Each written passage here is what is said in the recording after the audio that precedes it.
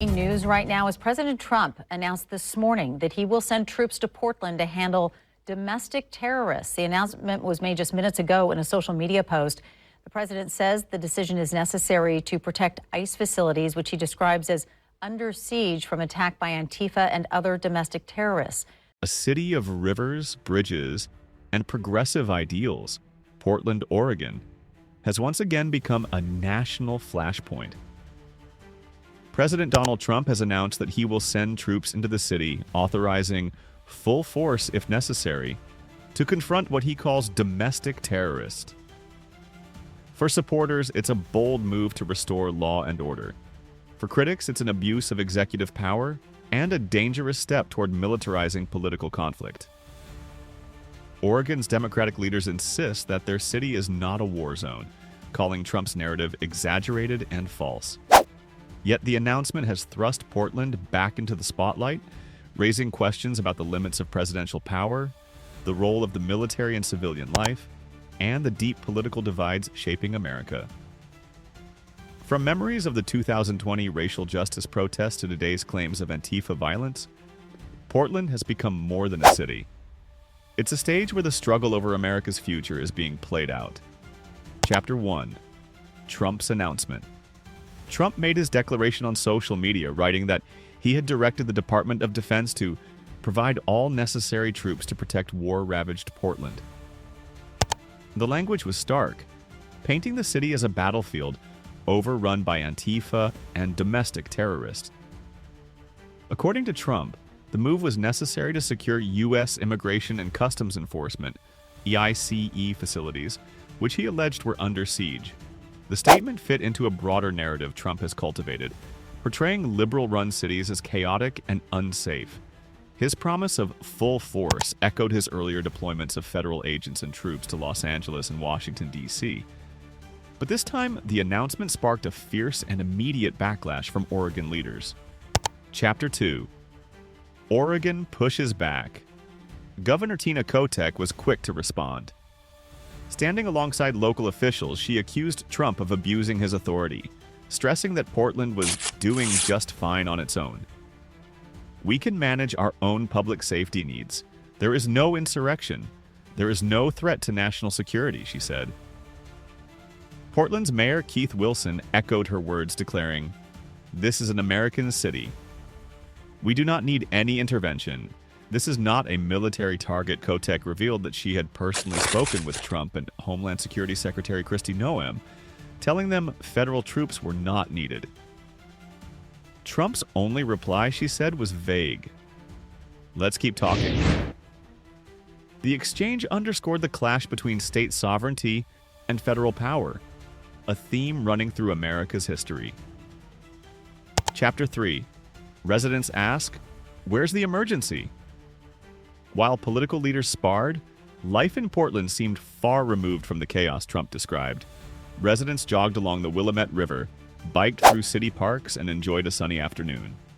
"Where's the emergency?" asked 72-year-old Alan Schmertzler, who said he was disgusted by Trump's decision. Another resident, John McNewer, 74, called the president's claims ridiculous, pointing out that he was enjoying a leisurely stroll downtown without any sign of disorder. Their voices reflected a sentiment shared by many Portlanders. The city was not the war zone depicted by the White House. The disconnect between Trump's narrative and the everyday experiences of locals highlighted how political battles often distort reality for partisan gain. Chapter 4. The Shadow of 2020. Trump's framing of Portland cannot be separated from its recent history. In 2020, the city became a focal point of racial justice protests following the murder of George Floyd. Demonstrations, sometimes violent, stretched for months. Federal agents were sent to protect courthouses and ICE buildings, clashing with protesters and drawing national attention. Images of tear gas, flashbangs, and militarized officers storming Portland streets created a lasting impression. For Trump, those events became proof that liberal cities were out of control. For Portlanders, they were a painful memory of heavy-handed federal intervention that escalated tensions rather than easing them. Now, with his latest announcement, Trump was reopening old wounds and reigniting fears of another summer of conflict. Chapter 5. Expanding the deployment beyond Portland. Portland is not the only city on Trump's radar. He has previously threatened to send the National Guard into Chicago and announced deployments to Memphis, Tennessee. In Memphis, a modest force of about 150 troops is expected soon. Despite protests from residents who argue the city needs investment in education, youth programs, and healthcare, not soldiers. Demonstrators marched with signs reading, "Resources, not task forces," and "Memphis don't need no occupation." Similar sentiments were echoed in Portland, where critics insisted that deploying troops diverts attention and funding away from real solutions. Trump, however, insists that force is necessary to restore order, portraying federal intervention as the only way to tackle what he calls radical left violence. Chapter 6. Pentagon and National Guard responses. Despite Trump's fiery rhetoric, the Pentagon has provided few details. Spokesperson Sean Parnell said only that the Department of Defense stands ready to mobilize personnel in support of Homeland Security operations. Meanwhile, the Oregon National Guard made clear that no official request had been received, and any deployment would have to be coordinated through the governor's office. Lieutenant Colonel Stephen Bomar emphasized that the Guard remains under state control unless formally federalized. The mixed signals created confusion. Was Trump prepared to override local authority, as he had in past deployments, or would he negotiate with Oregon leaders? The ambiguity raised constitutional questions about the president's power to use the military domestically, questions that have fueled political battles since the Civil War. Chapter 7. Oregon's congressional delegation fights back. Oregon's congressional delegation, with one Republican exception, denounced Trump's plan. In a letter to the president, Defense Secretary Pete Hegseth and Kristi Noem, lawmakers described the move as an abuse of executive authority that sought to incite violence. They warned that sending troops would undermine the balance of power between federal and state governments.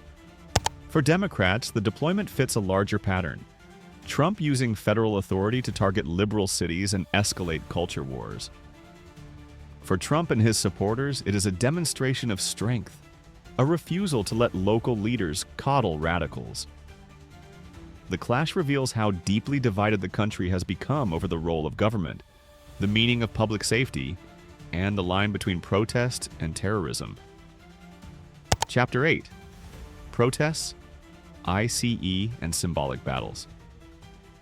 At the heart of Trump's justification lies Portland's ICE facility, which he claims is under siege.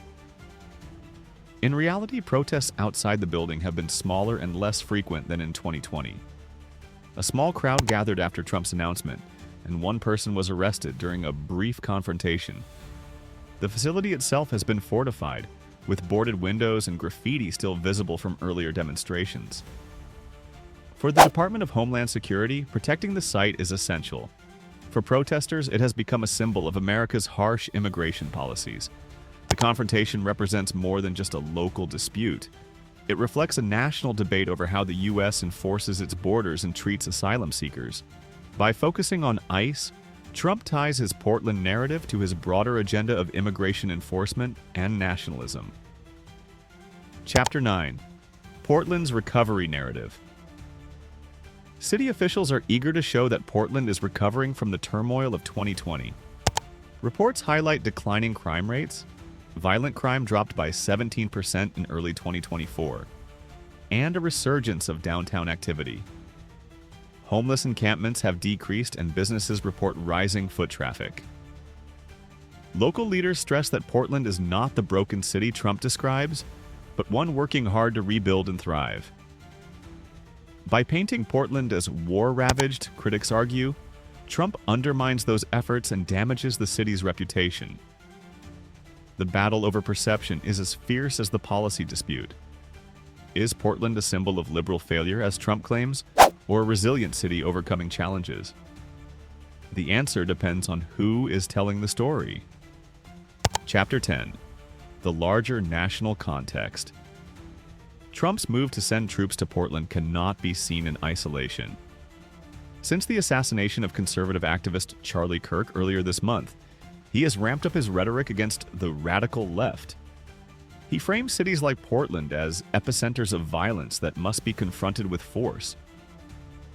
Supporters see a president defending law and order. Opponents see a leader using tragedy as a pretext to crack down on political opponents. The stakes are high. Federal deployments blur the line between policing and military force, raising fears of authoritarian overreach. They also highlight the deep cultural divide between conservative and progressive visions of America. Portland once again has become the battleground for a national struggle over democracy, freedom, and the use of power. Chapter 11: Federal Troops in U.S. Cities. A Historical Perspective. Trump's decision to send troops into Portland cannot be separated from America's long and controversial history of federal intervention in local affairs. Presidents have occasionally used federal troops to enforce civil rights, protect federal property, or suppress unrest. In 1957, President Dwight Eisenhower famously deployed the 101st Airborne Division to Little Rock, Arkansas, to enforce desegregation and protect black students entering Central High School. In the late 1960s, Lyndon Johnson authorized troop deployments in Detroit, Washington, D.C., and other cities in response to riots and social unrest. These interventions, however, were often seen as extraordinary measures, responses to crises that overwhelmed local authorities. What makes Trump's Portland decision different, critics argue, is the absence of a clear emergency. Oregon leaders insist that the city is stable, protests are smaller, and law enforcement is capable of handling unrest. By invoking the language of domestic terrorists and authorizing full force, Trump shifts the precedent. Troops are no longer a last resort but a political tool. This blurring of boundaries worries constitutional scholars who warn that repeated deployments risk normalizing military involvement in civilian governance something America's founders explicitly feared. Portland, then, is not just a city in the present tense. It is a case study in how historical precedents are being rewritten. President Donald Trump's promise to send the troops into Portland is more than a local dispute. It is a test of constitutional authority, a reflection of America's polarized politics, and a reminder of how cities can become symbols in national culture wars. For Trump, Portland is proof of his narrative that liberal governance breeds chaos. For Oregon leaders and residents, the city is not a war zone, but a community striving for safety and renewal. The clash raises timeless questions. How much power should the federal government have over states?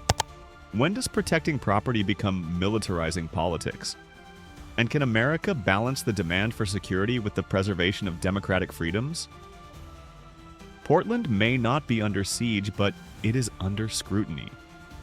The outcome of this confrontation will echo far beyond Oregon, shaping how America understands protest, authority, and the very meaning of freedom in a divided nation.